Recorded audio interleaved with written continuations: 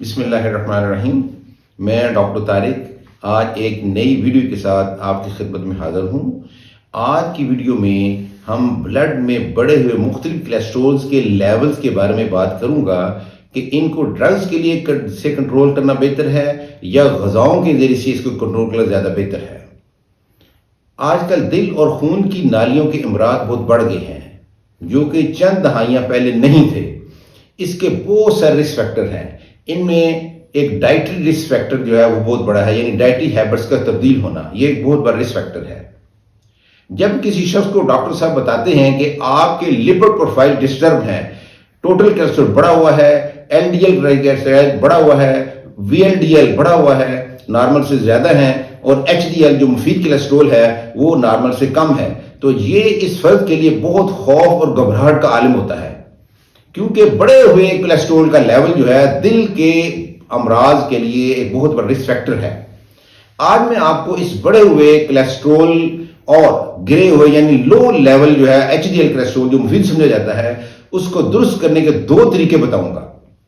ایک تو یہ ہے کہ روایتی کولیسٹرول لوئرنگ ڈرگز کے ذریعے سے اس کو لو کیا جائے، اور دوسرا طریقہ یہ ہے کہ غذائی طریقہ علاج استعمال کیا جائے جس میں ڈائٹری ہیبٹس کے ساتھ ساتھ کوئی غذائی سپلیمنٹس یا کچھ تحقیق شدہ ہربز کو استعمال کیا جاتا ہے.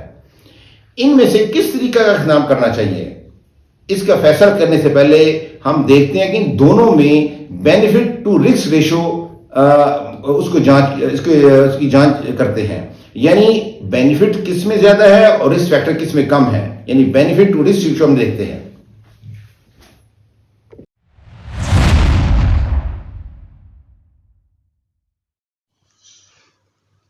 پہلے ہم ذرا کولیسٹرول کو کم کرنے والی ادویات کی بینیفٹ ٹو رسک ریشو پر نظر دوڑاتے ہیں، یعنی ان میں بینیفٹ کتنا ہے اور رسک کتنا ہے، بینیفٹ ٹو رسک ریشو. ناظرین، اس مقصد کے لیے بہت ساری ادویات استعمال کی جاتی رہی ہیں. ان میں سے باری باری کچھ گولیاں کئی سال استعمال کے بعد بند کر دی گئیں کیونکہ ان کے سائیڈ ایفیکٹس یعنی برے اثرات بہت زیادہ سامنے آ گئے تھے. کتنی مضحکہ خیز بات ہے، پہلے انسانی استعمال کے لیے ایک ڈرگ نکالی جاتی ہے اور اس کو سارے ڈاکٹر صاحبان بہت ہی اعتماد کے ساتھ استعمال کرتے ہیں، پھر وہی ڈرگ کچھ عرصہ بعد سائیڈ ایفیکٹس ظاہر ہونے کی وجہ سے اچانک بند کر دی جاتی ہے. اب ذرا غور کریں، ان لاتعداد افراد کا یعنی مریضوں کا کیا قصور تھا جو ان سائیڈ ایفیکٹس کا شکار ہوئے. پھر کوئی اور نئی ڈرگ نکال دی جاتی ہے، پھر پورے اعتماد کے ساتھ سب ڈاکٹرز اس کے پیچھے لگ جاتے ہیں اور اس اگلی کے برے اثرات ظاہر ہونے سے پہلے تک اس کو کامل شفا کی گولی گویا فطرت کا تحفہ سمجھ کر دھڑا دھڑ استعمال کیا جاتا ہے. اس ایسے ہی سلسلہ چل رہا ہے. اب ان ڈرگز کا ذکر کرتا ہوں. سب سے پہلے 1960 میں فارماسیوٹیکل انڈسٹری نے ایک کولیسٹرول لوئرنگ دوا بنائی. یہ اس وقت خوشی کی بات تھی کہ ہائی کولیسٹرول کو لو کرنے کے لیے ایک نئی ڈرگ ایجاد ہو گئی ہے جس کا نام تھا ٹرائی پیرانول. یہ ٹیبل فارم میں تھی. کچھ ہی عرصہ بعد یعنی 1962 میں اس کو سائیڈ افیکٹ ظاہر ہونے کی وجہ سے بند کر دیا گیا. اس کو جو مین سائیڈ افیکٹ تھے وہ کیٹریکٹ تھا یعنی موتیا کا آنا، اور امپوٹنسی یعنی قوت با یا مردانہ قوت کا کم ہونا، اور سائیڈ افیکٹ کے علاوہ یہ دو مین وجوہات تھیں جس کی وجہ اس کو بند کر دیا گیا. اور ایف ڈی اے جو فوڈ اینڈ ڈرگ اتھارٹی ہے یو ایس اے کی، امریکہ کی، اس نے اس پر بین لگا دی. پھر کلوفائبریٹ کی دوا مارکیٹ میں آئی. اس کے بھی سائیڈ افیکٹ سامنے آئے. اس کے سائیڈ افیکٹ تھے کارڈیک ارریگولیٹریز آنی شروع ہو گئیں، ڈکریز سیکس ڈرائیو آنی شروع ہو گئی، گال سٹون بننے شروع ہو گئے، بریسٹ ٹینڈرنیس، وزن بڑھنا شروع مریضوں کا ہو گیا، اور حتیٰ کہ لیور کے کچھ ٹیومر بھی سامنے آئے. اس کے ٹرائلز کے بارے میں ایک برٹش جرنل ہے، دا لینسٹ، انٹرنیشنل جرنل ہے دا لینسٹ، اس میں یہ سارے ٹرائل بیان کیے گئے اور اس کی ہیڈنگ میں یہی تھی، the treatment was beneficial but the patient died, یعنی اس دوا نے یقیناً دل کے دورے کے رسک کو کم کیا مگر ایز اے ہول لوگوں میں اس کے سائیڈ ایفیکٹ کی وجہ سے اموات زیادہ ہوئیں. تو لے ناظرین، اس کے بعد ایک اور ظاہر ہے اس کا استعمال کلوفائبریٹ کا کئی سال استعمال کے بعد اس کا استعمال بند کر دیا گیا، اور پھر ایک نئی ڈرگ سامنے آئی لوواسٹیٹن، جس کو اسٹیٹن گروپ بولتے ہیں، سمواسٹیٹن وغیرہ، یہ مارکیٹ میں آئیں. آپ ان کے لٹریچر دیکھیں جو مینوفیکچرر یعنی فارما کمپنی نے گولیوں کی ڈبیا میں ساتھ دیا ہوتا ہے اس نے خود ہی سائیڈ افیکٹ کی لمبی لسٹ لکھی ہوتی ہے. یعنی اس میں کانسٹیپیشن ہے، قبض کا ہونا، فلیٹولینٹس ہیں، پیٹ میں گیس کا ہو جانا، سر درد کا ہونا، ایستھینیا یعنی نکاہت اور کمزوری کا آنا، ڈسپیپسیا یعنی بدہضمی کا ہونا، پیٹ کا درد ہے، ڈائریا ہے، اور ریش ہے یعنی الرجی اور خارش کا ہونا، ایلوپیشیا ہے یعنی بالوں کا گرنا ہے، ڈیزینس ہے یعنی سستی غنودگی سی آنا، اور مسلز کے اس کے سائیڈ افیکٹ آتے ہیں، مسل کریمپس ہے، مالجیا ہے اور مایوپیتھی ہے یعنی پٹھوں کا پھڑپھڑانا، پٹھوں کا درد ہے اور پٹھوں کا کمزور ہو کے پتلا ہو جانا، اور پنکریاٹائٹس ہے، پیراسیزیا ہے یعنی ہاتھ پاؤں کا جلنا، پرکلی سینسیشن وغیرہ آنا ہے، اور پیریفرل نیوروپیتھی ہے اور اینیمیا ہے. اس کے استعمال کے دوران سیرم کریٹنین کو بھی مینٹین رکھنے کی ہدایت دی جاتی ہے کہ کہیں یہ گردوں پر اثر نہ کرے. یہ جن سائیڈ ایفیکٹس کا میں نے ذکر کیا ضروری نہیں کہ سارے کسی ایک یوزر میں آ جائیں، ان میں سے کوئی نہ کوئی ضرور کسی نہ اس مریضوں میں آتے ہیں، اور پھر ذہن ادھر نہیں جاتا کہ یہ اس ڈرگ کی وجہ سے ہوں گے، بلکہ اس سائیڈ ایفیکٹ والی علامت کو دور کرنے کے لیے پھر کوئی نہ کوئی ڈرگ دے دی جاتی ہے. سنیں اس میں ایک بڑا اہم جو سائیڈ افیکٹ ہے وہ اس کا میں ذرا ذکر کرتا چلوں. فار ایگزامپل اسٹیٹنز کی جو ادویات ہیں جسم کے اندر قدرتی طور پر پایا جانے والا کو انزائم Q10 کی مقدار کو کم کرتی ہیں، چونکہ مسلز یعنی پٹھوں کے سیلز میں توانائی پیدا کرنے میں یہ رول ادا کرتا ہے، یعنی یہ سیلولر ریسپیریشن میں اہم رول ادا کرتا ہے CoQ. لہذا پٹھوں سے متعلقہ یعنی مسل سے متعلقہ ان کے جو سائیڈ افیکٹس ہیں اس کو کی مقدار کم ہونے کی وجہ سے ہی آتے ہیں. اس کے بعد نیکسٹ کولیسٹرول لوئرنگ جو ڈرگز کے طور پر استعمال چیزیں ہو رہی ہیں وہ کولیسٹیرامین ہے، اور اس کے ساتھ ہے گیم فائبروزل. ان میں بھی سائیڈ افیکٹ بہت آتے ہیں اور ان کی لمیٹیشن بہت کم، بہت لمیٹڈ استعمال ان کا کیا جاتا ہے. کتنی عجب بات ہے کہ ایک فائدہ لینے یعنی جس خون کے اندر کولیسٹرول کو کم کرنے کے لیے اتنے سارے سائیڈ افیکٹس کا رسک لیا جائے.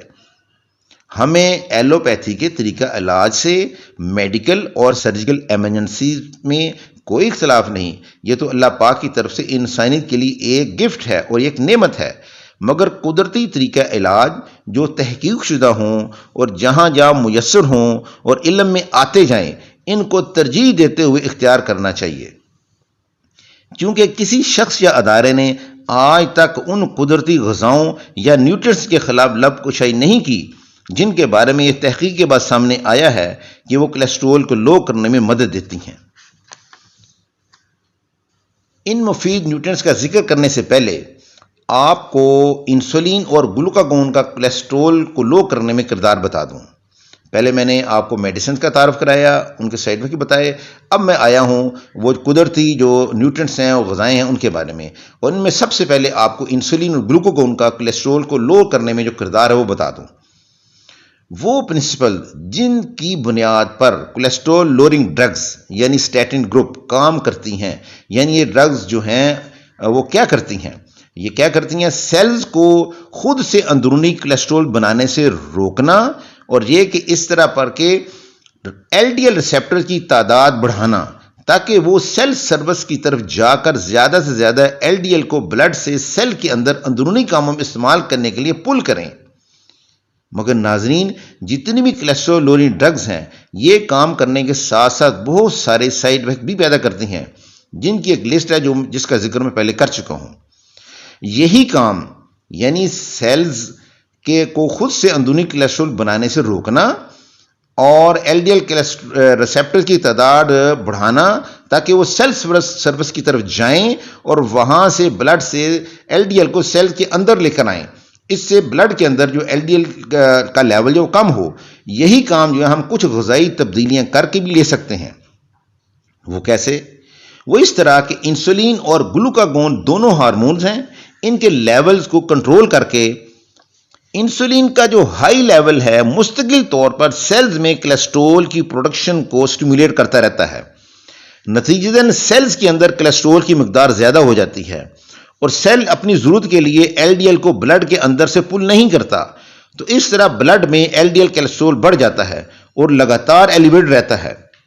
اب گلوکاگون کو دیکھیے ناظرین، گلوکاگون جو ہے بالکل انسولین کے اپوزٹ کام کرتا ہے۔ یہ گلوکاگون جو ہے سٹیٹن ڈرگز کی طرح کام کرتا ہے۔ گلوکاگون جو ہے سیلز کے اندر بننے والی کولیسٹرول کے پروسیس کو سلو کرتا ہے، پھر سیلز اپنے ایل ڈی ایل ریسیپٹر کو سیلز کی سرفس کی طرف سینڈ کرتے ہیں تاکہ ایل ڈی ایل کولیسٹرول کو بلڈ سے پل کیا جا سکے، جس کی وجہ سے بلڈ کولیسٹرول کا لیول کم ہو جاتا ہے۔ یہ ایک انزائم ہے، اس کو انہیبٹ کر کے اشارہ کرتے ہیں، چونکہ وہ میں نے زیادہ بائیوکیمسٹری کا نام اس لیے نہیں لینا تفصیلاً تاکہ جو عام پبلک ہے وہ پریشان نہ ہو جائے، بڑے مشکل نام ہیں انزائم وغیرہ کے۔ تو ناظرین، ہم انسولین اور گلوکاگون کے لیول کو ریگولیٹ کر کے ان پرابلمز کو درست یا بہتر کر سکتے ہیں، یعنی انسولین کی لیول کو نارمل رینج میں رکھ کر اور گلوکاگون کو بڑھا کر۔ تحقیق نے یہ ثابت کیا ہے کہ ہائی پروٹین اور لو کاربوہائیڈریٹ غذا گلوکاگون کی ریلیز کو بڑھاتی ہے اور انسولین کا اخراج کم کرتی ہے۔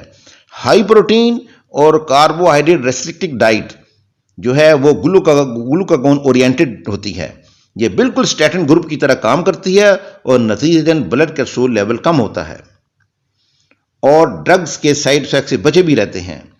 حالیہ جو اب آپ کو ایک عجب بات بتاؤں، حالیہ جو ریکمینڈڈ ڈیلی الاؤنسز ہیں نا پروٹین کے، اب خود اپنے نظر دڑائیے، ان کے مطابق ایک صحت مند انسان کو روزانہ 0.8 گرام پروٹین پر کے جی باڈی ویٹ سے لے کے 1.2 سے 2 گرام پر کے جی باڈی ویٹ لینی چاہیے پروٹین، یعنی یہ منحصر اس کی حالت پر۔ بیٹھنے والا سیڈنٹری پوزیشن والا 0.8 گرام پروٹین پر کے جی باڈی ویٹ لے، اور جو ایتھلیٹ ہے یا زیادہ کام کرنے والا وہ 1.2 سے 2 gram depending upon the condition of the person, athlete وغیرہ وہ زیادہ لے۔ آپ خود ہی اندازہ لگا لیں کہ کم سے کم 0.8 گرام پروٹین پر کے جی باڈی ویٹ ہر انسان کو لینی چاہیے۔ کیا روزانہ آپ اپنے وزن کریں اور اس کے سے ضرب دیں اور دیکھیں کیا پروٹین 24 گھنٹے میں ڈائٹ میں اتنی آپ کی جا رہی کہ نہیں جا رہی، اور آپ کو پتہ چلے گا، جو حیران ہو جائیں گے کہ ہم تو کاربوہائیڈریٹ ڈومیننٹ غذا استعمال کر رہے ہیں، اور یقیناً اور حقیقت بھی ہے کہ ہمارے پاکستان میں اکثریت لوگ کاربوہائیڈریٹ ڈومیننٹ غذائیں استعمال کر رہے ہیں، جس کی وجہ سے یہ پرابلم آ رہا ہے۔ اب میں ان مفید نیوٹرینٹس کا ذکر کرتا ہوں جن کا رول اس میں ہے کولیسٹرول کو لو کرنے میں، اور ان میں یہ تقریباً کوئی 25-30 کے قریب ہیں۔ مختلف قدرتی نیوٹرینٹس ہیں جن میں کولیسٹرول کو کم کرنے کی اہلیت ہے، اور اس لائن میں مزید ریسرچ جاری ہے۔ وہ کون کون سے ہیں؟ ان میں کچھ کو مختصراً بتاؤں گا اور کچھ کے جسٹ آپ کو نام بتاؤں گا۔ سب سے پہلے اب لیسیتھین کو لیں۔ یہ نہ صرف total cholesterol, L D L cholesterol اور ٹرائیگلیسیرائڈ کو لو کرتی ہے، بلکہ ایچ ڈی ایل کولیسٹرول کو بڑھاتی بھی ہے۔ اس کی تفصیل آپ اس چینل پر ایک ویڈیو ہے جو 12/9/2020 کو اپلوڈ کی گئی تھی، اس میں اس کے مزید فائدے آپ سن سکتے ہیں، اس کا ہمارے جسم میں کیا کردار ہے، اس غذائی ذرائع سن سکتے ہیں۔ آگے ہے میگنیشیم، یہ بھی لیسیتھین کی طرح ہی اہم رول ادا کرتا ہے، اور وہ بھی بغیر کی سائیڈ ایفیکٹ کے۔ پھر ہے وٹامن ای ہے، وٹامن سی ہے، کرومیم ہے، سلیکون ہے۔ ان میں نہ صرف کولیسٹرول کو لو کرنے کی متاثر کن طاقت ہے، بلکہ بلاک شدہ آرٹریز کو کلیئر کرنے میں بھی اہم رول ہے۔ DHEA ہے، ڈی ہائیڈرو ایپی اینڈوسٹیرون، یہ ہمارے گردے کے اوپر ایک گلینڈ ہوتا ہے جس کو ایڈرینل گلینڈ کہتے ہیں، یہ اس سے پیدا ہوتا ہے۔ اس کے علاوہ برین اور سکن سے بھی یہ پیدا ہوتا ہے، اور یہ انسانی جسم میں سب سے زیادہ پایا جانے والا اسٹیروئڈ ہارمون ہے۔ یہ مختلف طریقوں سے دل کی حفاظت کرتا ہے۔ آگے ہے نیاسین یعنی وٹامن B3، یہ ٹوٹل کولیسٹرول کو کم کرتی ہے اور ٹرائیگلیسیرائڈ کو اور LDL کو بھی کم کرتا ہے۔ HDL کو نیاسین جو بڑھاتا ہے اور لائپوپروٹین A کو بھی کم کرتا ہے۔ آگے ہے پینٹوتھین یعنی پینٹوتھینک ایسڈ یعنی وٹامن B5، اس کا کولیسٹرول کو لو کرنے کے ساتھ ساتھ اہم فنکشن ہے۔ پینٹوتھین جو ہے جسم میں داخل ہونے کے بعد ایک سبسٹان جسے پینٹوتھین بناتا ہے، جو کہ ایک اہم انزائم ہے، کو انزائم A میں کنورٹ ہو جاتا ہے۔ وینیڈیم ہے، وینیڈیم اس کا شمار انسانی فائدہ میں ایک اسینشل منرل کے طور پر ہوتا ہے۔ انسانی جسم میں یہ ایک اسینشل منرل کے طور پر ہوتا ہے۔ اس کی کمی کی وجہ سے ہارٹ ڈیزیز اور کینسر کا رسک بڑھ جاتا ہے۔ اس کا ریچسٹ غذائی سورس ہے پارسلے ہے، ریڈش ہے، فش بونز ہیں، اور کچھ مقدار میں یہ اسٹرابیریز میں، کوکمبر میں، ایپل میں بھی پایا جاتا ہے۔ آگے سولوبل فائبرز ہیں، یہ نہ صرف کولیسٹرول کو اور ٹرائیگلیسیرائڈ وغیرہ کو لو کرتے ہیں بلکہ بلڈ شوگر کو بھی سٹیبلائز کرتے ہیں۔ آگے نیکسٹ ایل کارنیٹین ہے، یہ ایک امینو ایسڈ سے ملتا جلتا کیمیکل ہے جو کہ جسم کے اندر پیدا ہوتا ہے۔ یہ ایک بہت ایکسپینسو نیوٹرینٹ ہے مگر بہت زیادہ افیکٹو ہے۔ آگے اومیگا 3 EPA فش آئل، اس کا رول نہ صرف ڈسٹرب شدہ لپڈ پروفائل کو بہتر کرنے میں ہے بلکہ اس کی تفصیلی فائدے اور رول میری اس چینل پر ایک ویڈیو ہے 19/12/2020 کو اپلوڈ ہوئی تھی، وہ بھی آپ سن سکتے ہیں۔ آگے گارلک لہسن، یہ کارڈیوواسکولر ہیلتھ میں بہت اہم رول ادا کرتا ہے۔ اونین ہے، پیاز، یہ بھی جسم کے لیے لہسن کی طرح پروٹیکٹیو اور کیوریٹیو رول ادا کرتا ہے۔ آگے ایکسٹرا ورجن اولیو آئل ہے، یہ نہ صرف LDL وغیرہ کو لو کرتا ہے بلکہ HDL کو بھی بڑھاتا ہے، اس کے علاوہ دل اور جسم کے لیے بہت فائدہ مند ہوتا ہے۔ اب آگے ایوننگ پریمروز آئل ہے، اور ٹورین ہے، یہ بھی ایک بہت ہی فائدہ مند امینو ایسڈ ہے۔ اسکوالین ہے، یہ CCF میں اور اسکیم ہارٹ ڈیزیز میں اور ویسل کی ہارڈننگ کو درست کرنے میں بہت مفید پایا گیا ہے۔ بروملین ہے، یہ ایک پروٹیولیٹک انزائم ہے جو کہ پائن ایپل پایا جاتا ہے اور اسکیمنگ ہارٹ ڈیزیز میں اس کا اہم رول ہے۔ اب آپ ناظرین دیکھیں کہ یہ اب ہمیں کیا جائے۔ اب ہم نے دیکھ لیا کولیسٹرول لوڈنگ ڈرگز تو فائدے کے ساتھ ساتھ ایک لمبی لسٹ ان کے سائیڈ افیکٹ کی، اور غذائیں جو ہے اس کا کوئی سائیڈ افیکٹ نہیں ہے۔ تو یہ اس کی بڑی سٹڈیز آئی ہیں، یہ کچھ چیزیں میں نے اپنی طرف سے نہیں کہہ رہا، جیسے کہ پہلی عرض کیا تھا میرے چینل پہ جو بھی چیزیں اس میں ڈالی جاتی ہیں وہ باقاعدہ تحقیق کے بعد ڈالی جاتی ہیں، نیٹ سے ادھر ادھر سے پکڑ کے نہیں ڈالی جاتی۔ ایک بک لکھی گئی تھی prevent and reverse heart disease, وہ ڈاکٹر اسلسٹن ہے امریکن، انہوں نے یہ لکھی تھی۔ ان کا گول تھا کہ ایلیمینیٹنگ دا کورونری ڈیزیز انٹائرلی، یعنی کورونری ڈیزیز کو ٹوٹل طور پر ایلیمینیٹ کر دینا، جس کو جو ٹی کولن کیمپل ہے جو پروفیسر بایو کیمسٹری ہیں، وہ آتھر ہے چائنا اسٹڈی کے، دا چائنا اسٹڈی کی ایک بک لکھی گئی تھی، یہ بہت مشہور ہوئی تھی، یہ بھی ہارٹ ڈیزیز کے خلاف تھی، کیسے ہارٹ ڈیزیز کو کنٹرول کیا جائے پوری دنیا سے۔ انہوں نے بھی اس کو اپریشیٹ کیا اور اس پہ بہت اچھے کمنٹس دیے۔ وہاں پہ جو ڈاکٹر اسلسٹن ہیں وہ یہ کمنٹ دیتے ہیں کہ جب لپڈ پروفائل بہت زیادہ ڈسٹرب ہو، ہلکا پھلکا نہیں، جب زیادہ ڈسٹرب ہو تو وہ ایک ان کی اوپینین ہے کہ جو انہوں نے اسٹڈی کی، سینکڑوں پیشنٹس پر اسٹڈی کرنے کے بعد یہ سارے انہیں رزلٹ نکالے، ان میں یہ کہا گیا کہ بہت زیادہ ڈسٹرب جو لپڈ پروفائل جن کے ہوں ان کو صرف 15 دن کے لیے کولیسٹرول لوئرنگ ڈرگ دی جائے، لوور ڈوز میں، وہ بھی تھوڑی ڈوز میں 5 ملی گرام یا کوئی اور ایسے لوور ڈوز میں، صرف 15 دن 2 ہفتے کے لیے وہ دی جائے، اور ساتھ ہی جو ڈائٹری ہیبٹ ہے اس کی بدل دی جائے، اور 2 ہفتے بعد اس کو بند کر دیا جائے، اور پھر مستقل ڈائٹری ہیبٹ سے وہ پیشنٹ پڑا رہے، کیونکہ ڈبل کام ہو جائے گا۔ جیسے میں نے عرض کیا کہ گڈ پروٹین یعنی ایڈیکویٹ پروٹین اور کاربوہائیڈریٹ ریسٹرکٹڈ ڈائٹ بھی وہی کام کرتی ہیں جو کولیسٹرول لوئرنگ ڈرگز کرتی ہیں، سیلز کے اندر ریسیپٹر کو بڑھانا جو کہ بلڈ سے LDL کو کھینچ کر اندر لے کر آتے ہیں، اور ایسے وہاں سے پھر بلڈ کولیسٹرول جو ہے وہ کم ہوتا ہے، اور یہی کام وہ کولیسٹرول لوئرنگ ڈرگز کر رہی ہوتی ہیں، یعنی دونوں مل کے کولیسٹرول لوئرنگ ڈرگ بھی وہی سیم فنکشن کر رہی ہوں گی، اور good adequate amount of protein اور لو کاربوہائیڈریٹ ڈائٹ وہ بھی وہی کام کر رہی ہوں گی، اور 2 ہفتے میں اس کا خطر خواہ تھوڑا نیچے آ جائے گا، اور اس کے بعد پھر وہ اپنی اس ایڈیکویٹ ڈائٹ جو اس کو تجویز کی اس پہ پڑا رہے، تو انشاءاللہ اس کا جو ہے کولیسٹرول جو ہے وہ سارے نارمل رینج میں رہیں گے، اور انشاءاللہ وہ پھر سیف رہے گا اسکیم ہارٹ ڈیزیز سے، کارڈک ڈیزیز سے، اور اس کی واسکولر ڈیزیز سے۔ لہذا گزارش ہے کہ آپ سب ان چیزوں کا خیال رکھیں۔ زندگی جو ایک ہی دفعہ ملتی ہے، اللہ پاک ہم سب کو اپنی صحتوں کا خیال رکھنے کا توفیق عطا فرمائیں، اور اپنا بہت خیال رکھیں۔ اللہ حافظ، السلام علیکم۔